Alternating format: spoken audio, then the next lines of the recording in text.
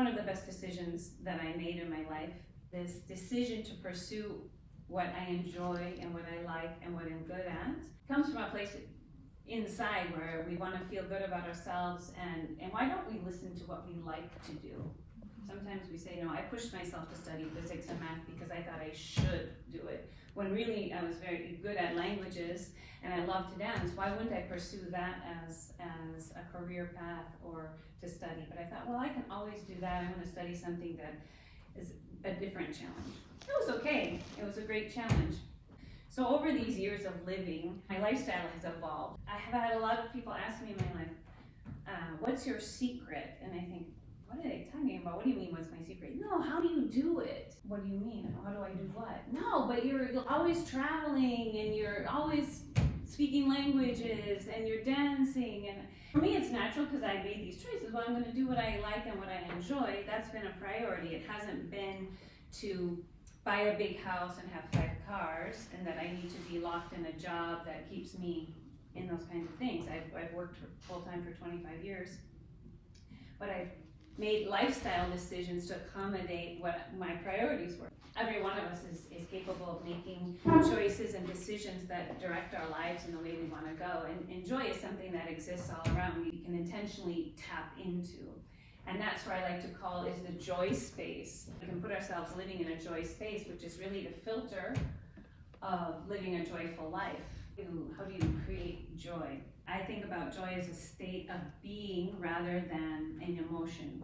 Joy comes from the inside, from when we feel satisfied about what we're doing, when we feel good about what we're doing, and when we can share that with others. And how does joy spread, or how do we share joy? Where does it come from energetically, let's say? If we think about Joyspace is kind of a field, electromagnetic field, let's say, and we're all electrons in this field. And if we're all little electrons are actually capable of receiving energy and jumping to higher energy level states.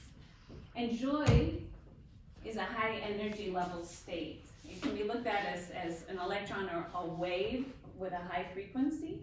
Joy energetically is a high vibration.